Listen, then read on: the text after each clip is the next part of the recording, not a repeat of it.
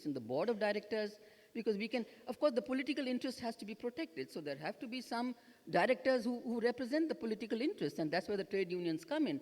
But at the same time, we can have people also who are experts in production organization, who are experts in marketing, who are experts in the technical aspects of production. So this is one point which I wanted to make clear. So there should be no tension between ownership and between the functioning of the enterprise, even though actually under Article 12 of the Constitution, these come under the state purview. The second thing I wanted to say, and that is, of course, in a way, a critique of the paper, that I would have liked to see the same sort of focused intervention in the case of the traditional sector. Because traditional sector, especially handlooms, coir and cashew, has a strong presence of the, am I 10 minutes over, is it? Sorry. These three sectors do have a very large government presence. In the cashew, there is a government presence. In coir, there is through cooperatives, but because the representatives are government representatives, the share capital is primarily from the government, the cooperatives are also part of the government sector. So these sorts of organizations, the sort of attention which has been given to the state-owned public enterprises, I wish that the same sort of attention be given and focused attention on the revival of these traditional sectors, because as a slide I will quickly show,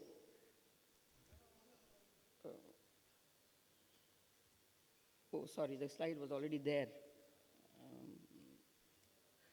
If you see this slide, you can see how plan allocations of the traditional sector have changed dramatically during this 11th five-year plan period, very consciously in an effort to revive these traditional sectors. So this is what I think should be the next step of the Industries Department. Of course, cashew lies in the Labor Department, but there can always be coordination between the Labor and the Industries Department.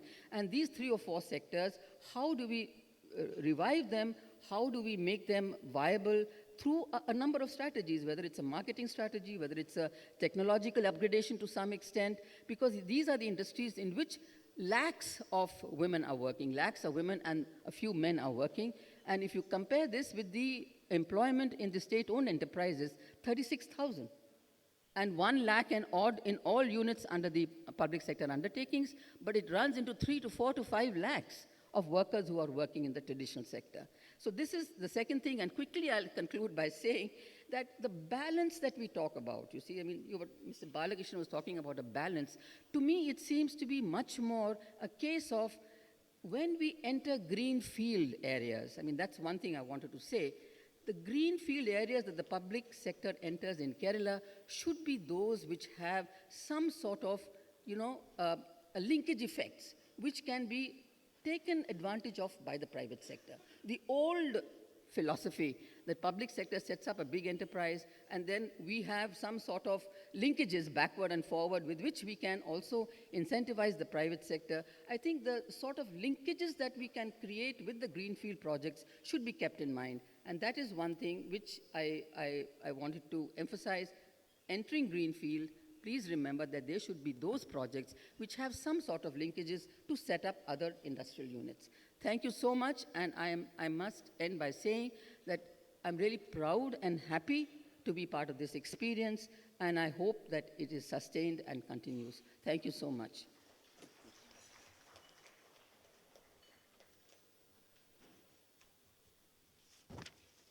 Before I call upon the next speaker this morning, Dr. Sharad Kumar, I would like to say that this is a morning on which I have much to apologize for. And one of the things which I have to apologize for is that unfortunately I myself have to leave fairly soon by about 11. I'm very sorry. I'm very sorry to the other discussants who have not yet spoken. Mr. Balakrishnan would take over the presiding of the session.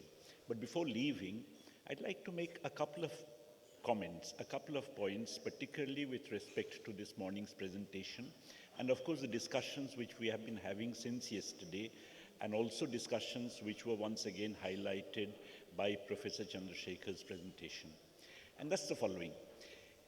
How do we react to the remarkable success of Kerala in reviving public sector enterprises. Of course, we are all very happy about it. We are delighted. But what lessons do we draw from it? And what is the perspective within which we see it?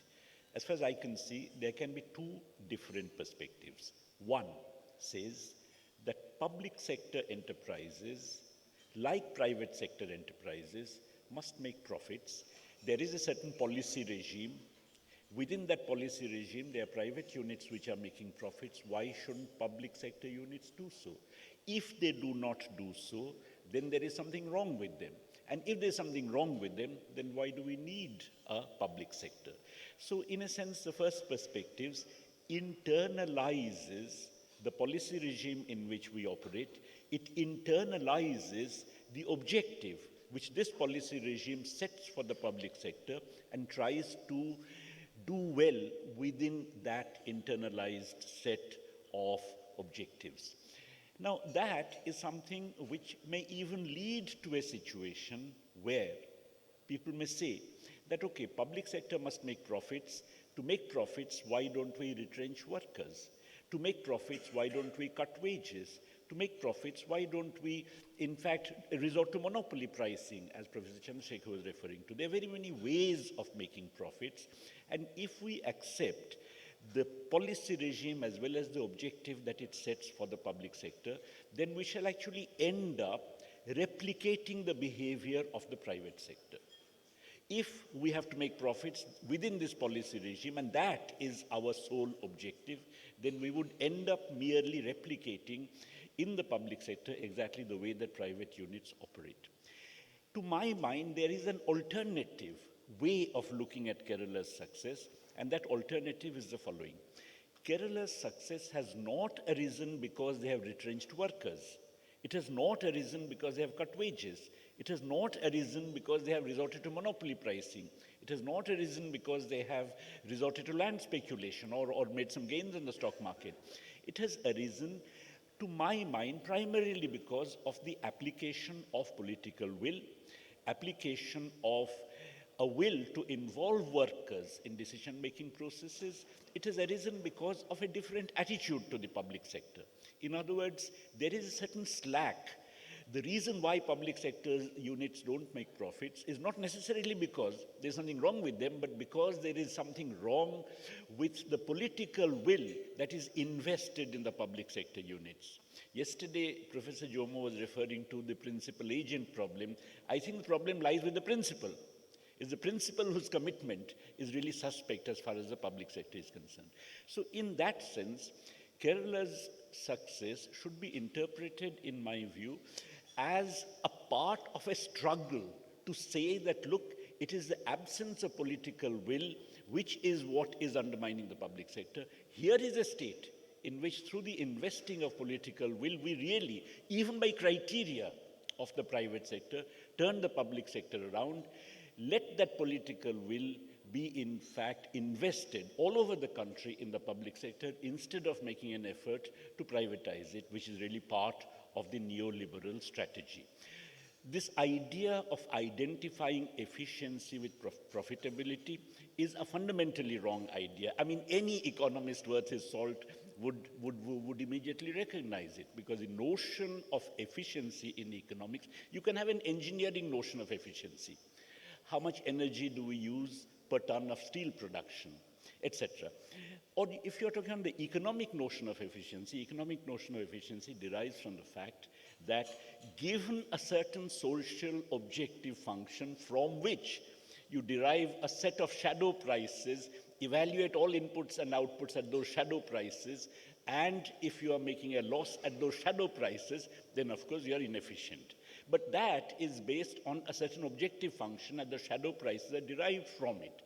If you look at any arbitrary set of prices and then say, are you making profits or not? And if you're not making profits, you're inefficient, then of course that is a completely bogus argument. But that's the argument which the media is presenting, that's the argument which many of the neoliberal spokesmen are presenting, and that's the argument which is in the danger of getting generalized, generally accepted. We must reject that argument, and we must look at the whole Kerala experience as a way of overturning that and other such arguments, and really as part of a struggle against the neoliberal order that specifically wants to roll back the public sector.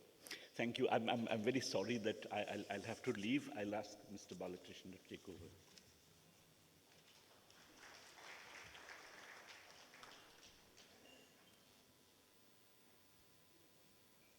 May I now request Dr. Sharath Kumar. Mr. Sharath Kumar is the Economic Advisor to the Department of Public Enterprises, Government of India. He's based in Delhi, and Mr. Sharath Kumar will be now talking to us. Dr. Sharath Kumar, please. Mr. Balakrishnan, dignitaries on the dais, Honorable Minister, Commerce and Industry, distinguished participants. If I may pick up the threads from what Professor Prabhat Patnaik just now said, I also do agree that, you see, profits cannot be the single measure for the performance of the public sector enterprises. In fact, whether it be public sector enterprise or private corporate sector, I think we ought to recall the recommendation of Professor K.N. Raj, also from Trivandrum, where he said that, well, if you look at the Indian economy, you find that the rate of interest in India is so much higher, the corporate taxes are so much higher, that as a result, the net result in terms of profits are very less here. So what he recommended was that one should go by the criteria of value addition. Now, value addition is the true measure of wealth creation. And this value addition comprises your profit, your interest payments, your wages, and also taxes. Now, this was a book which I read when I was in the Planning Commission. Then I moved to the Department of Public Enterprises. And until I went there, they were not doing this exercise of what is the share of the contribution of public sector enterprises to the national economy. So I adopted this value addition approach and then worked out, as far as the contribution of public sector enterprises is concerned, it was in the first year we measured was somewhere around 8%. The next year it came down to 7% because the economy was doing much better than the public sector enterprises. But then let me caution you. You see, the public sector enterprises, as far as central public sector enterprises are concerned, they are working with multiple objectives. You see, other than, you see, only the profits. So you see, they have had to work, at least in some sectors, under administered price mechanism. This does not hold good for all sectors, but in certain sectors which affects the masses, that, well, we have this administered price mechanism in operation. So if I may give you some figures, in 2007-8, the profits, even with those limitations, was somewhere around 91,000 crores. In 2008-9, it went up to 96,000 crores. And we are on the job as far as the consolidated report for all the central public sector enterprises 2009-10 is concerned.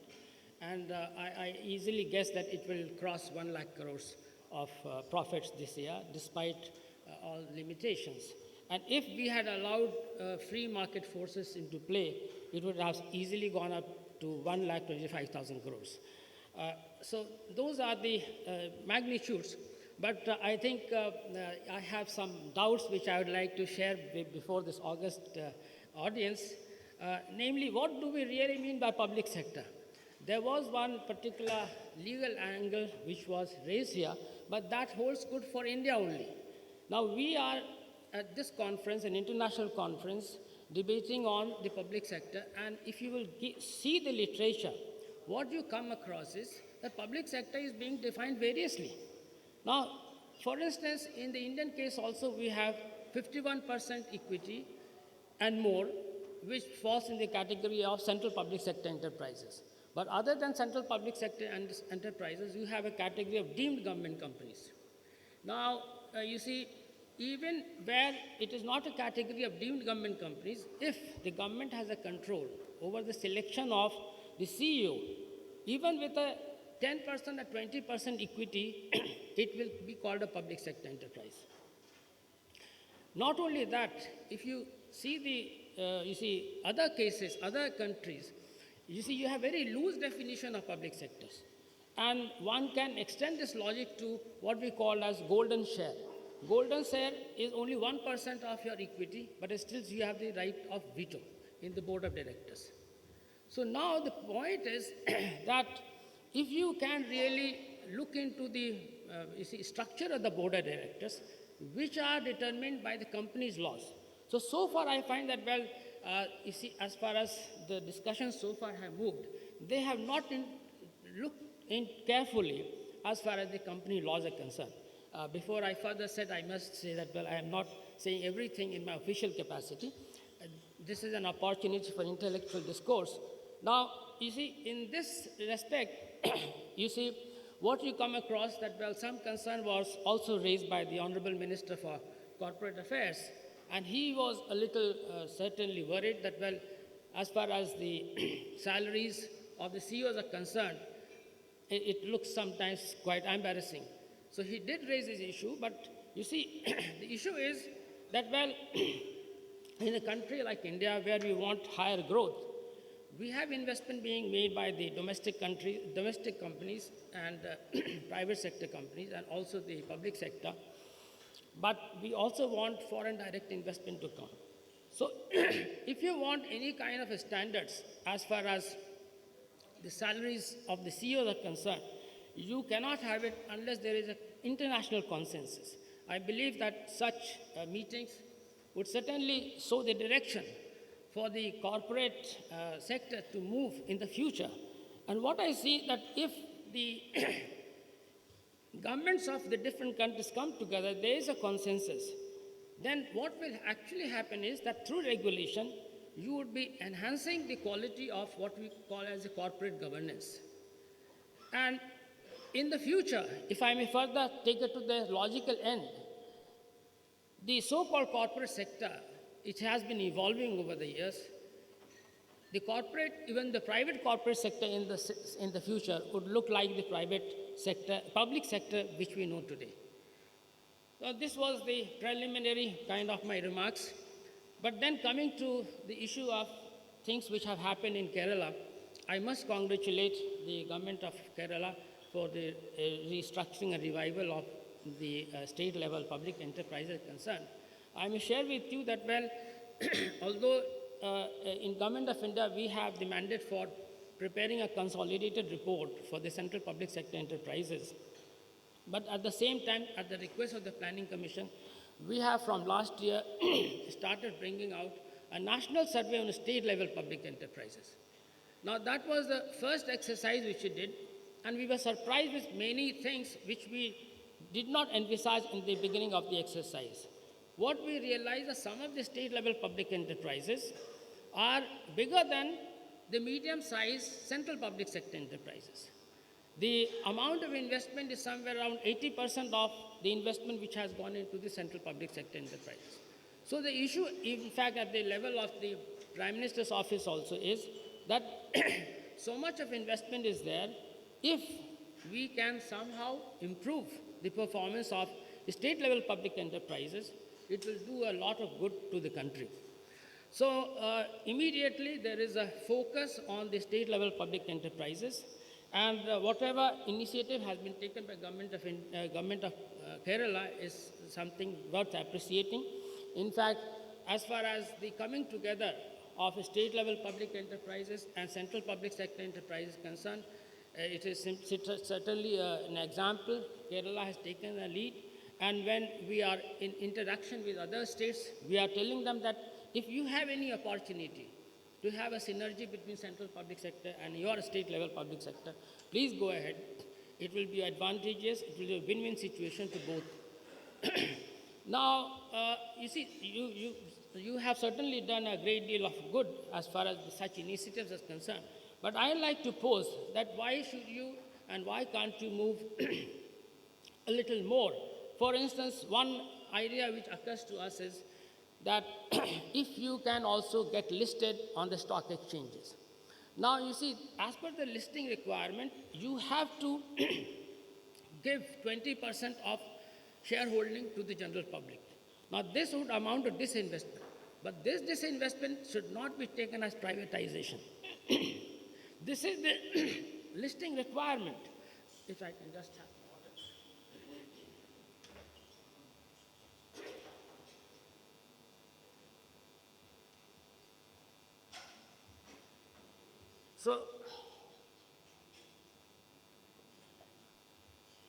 So this is just a listing requirement. Even if you have 51% shareholding, you are very much in the control of the enterprise. So what is the harm? And you would be surprised to know that, well, if you want to, let us say, expand, you need to have capital. Now, this capital, either you can generate internally, that means you have been in profit for the past years. If it is not so, you can ask for the money from the government. If the government doesn't have the money, what do? You go to the banks. If you go to the banks, you have to pay a rate of interest. And it is mandatory to make the payment as per the agreement. But if you raise the money from the capital market, and if you promise that your performance would be very good in the future, the market does not evaluate it based on your past performance. It evaluates you on the basis of the future stream of benefits which will come. So your face value of the share is 10 rupees. The market evaluates it at 100 rupees. So when it comes to even payment of dividend, you pay on the 10 rupees, although you have collected 100 rupees. So you can say that, well, how much cheap it works out, how much advantageous it is to approach the capital market and expand. And if you expand, you create more employment and all kinds of, attendant benefits which comes to the society.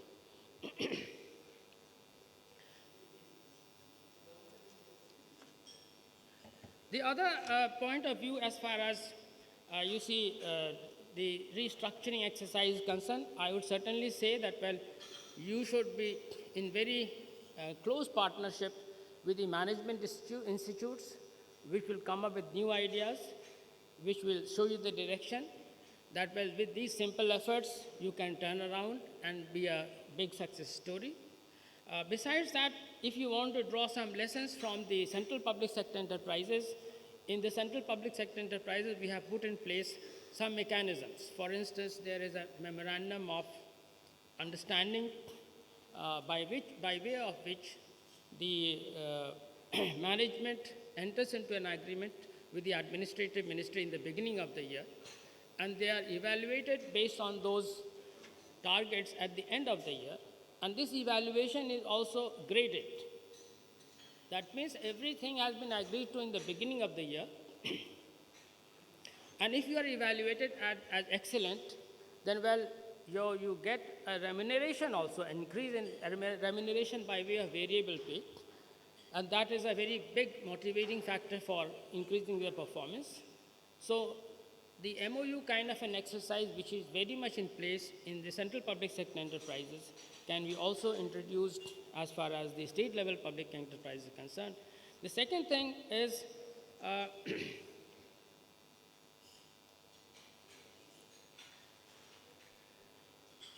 that in terms of the one point Mr. Padmanabhan made, that, well, by way of corporate governance, improvement in corporate governance, we have examples from Sweden where they have already given representation to what you call the workers. They have also given higher representation to women in the board of directors.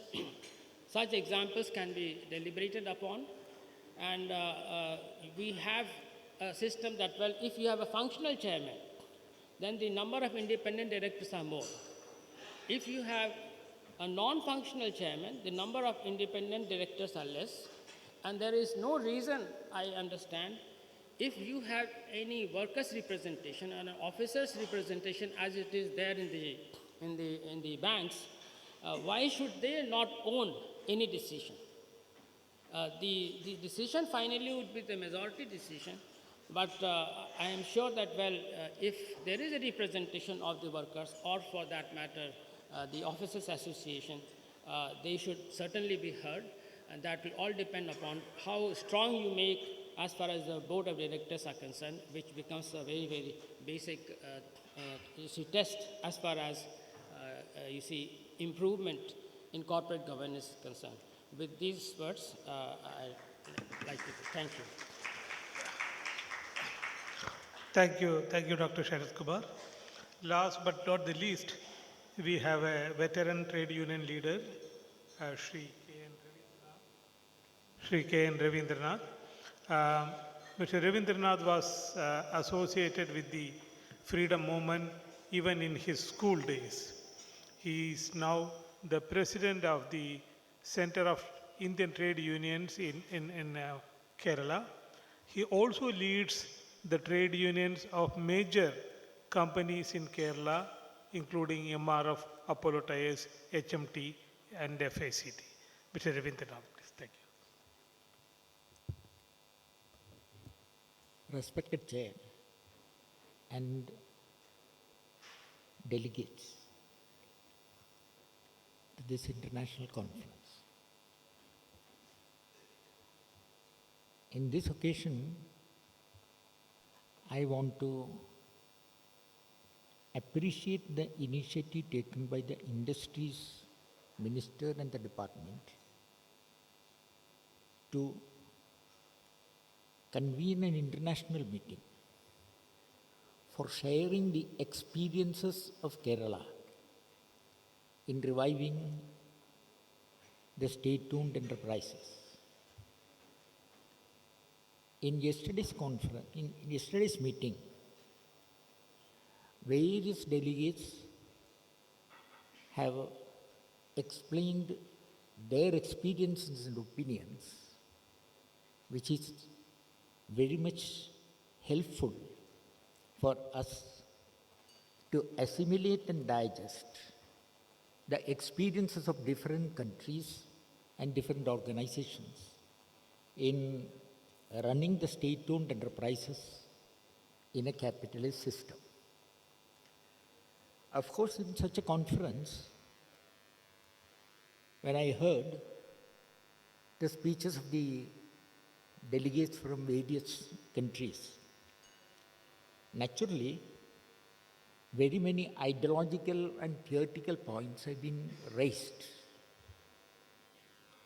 I think unless we take and decide upon these ideological and theoretical points, which is very much relevant to sustaining and consolidating the gains of state-owned enterprises in Kerala and elsewhere. For example, in his keynote address, Prabhat Patnaik, while speaking that in a capitalist system itself, performance of the state-owned enterprises could be improved and have to be improved, which is part of the reform in the capitalist system itself. At the same time, he linked the future of the state-owned enterprises within the capitalist system.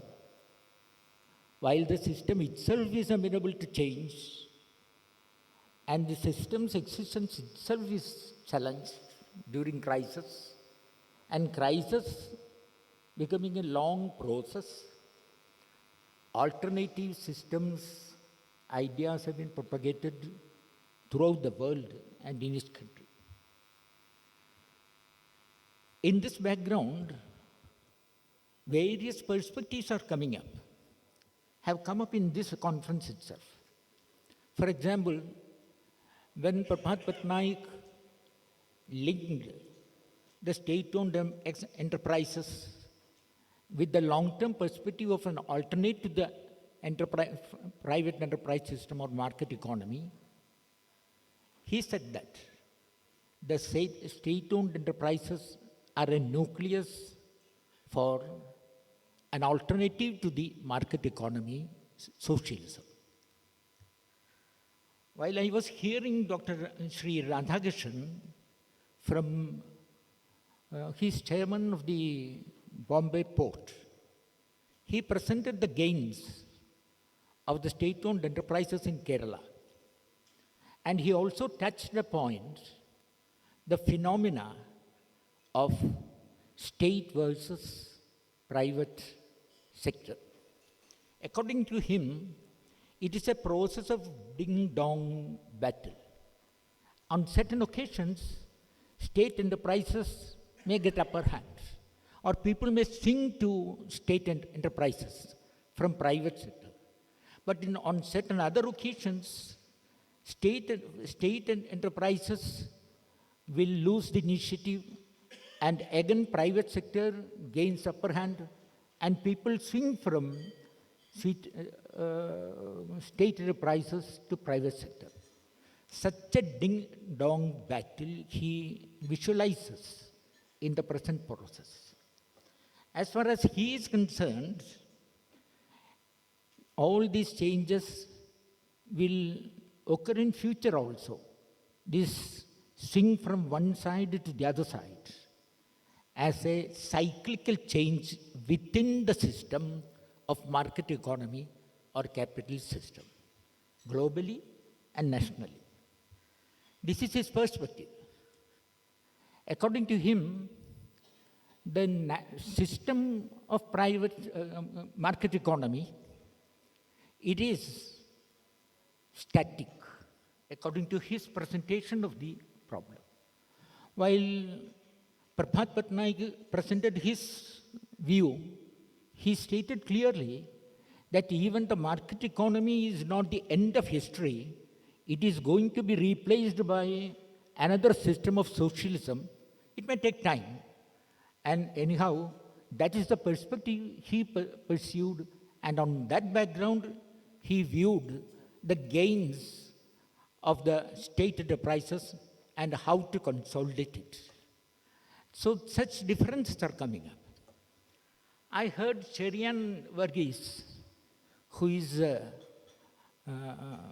ex-chairman of the BAFR, in his short presentation, and while concluding the restructuring measures taken by BAFR and various other organizations, he commented that nowadays, restructuring of the state is also coming to the agenda, not only of enterprises. That was his comment. That's a fact who views the development of the recent market economy and the crisis it has cropped up in the decade, or the first decade of the 21st century, is a fact. And in this connection, I want to reiterate one finding of Karl Marx. In his correspondence with Engels, in 1858, 150 years before, he was having certain dilemmas while propagating and working for the socialist transformation of society. And his dilemma was that there is a chance of winning the workers' revolutions in developed capitalist countries of England, France, or Germany. But he was worried. His dilemma was that if a revolution took place in these countries, immediately that revolution may transform into a socialist revolution. And he shares his dilemma with Engels in this letter, saying that whether in the little corner of the Europe, we could be able to sustain the socialist society, because elsewhere in the world, majority of the world, capitalism is on ascendancy. That is the particular word he used. And in this context, he commented that capitalism is now on ascendancy, But according to his viewpoint, this ascendancy will be coming to an end when the capitalists, bourgeoisie, established the world market. And he analyzed in that letter that outlines of the world market has already been drawn, and his prediction of the world market's emergence has come true after 150 years now. And in the present world market, when it has established, we all know that there is financial flows, and this financial flows is at the expense of productive investment. And investment targets have also been changed, and this suffers for, this creates a situation that is of a jobless growth, because investment is not going to many productive sectors. So, while we revive our state public undertakings, we have to take note of all these developments in the market economy, and we have to have clear perspectives. What I am saying is that, according to Marx, if the world market is established, then the historic role of the bourgeoisie, because according to his analysis of class struggle, in a bourgeois society, the bourgeois class is leading the society. They are at the ruling machinery, state, at the helm of the state. And he visualizes that such a situation will come to an end because the progressive role of the bourgeoisie will be finished because of the establishment of the world market itself. If we now look at the development in the highly developed capitalist countries, United States or Western Europe, in the European Union or outside the Union, in England or in Japan, we can all see that the governments, bourgeois governments, and that system is not able to tackle the very many social problems that is coming up hugely in the developed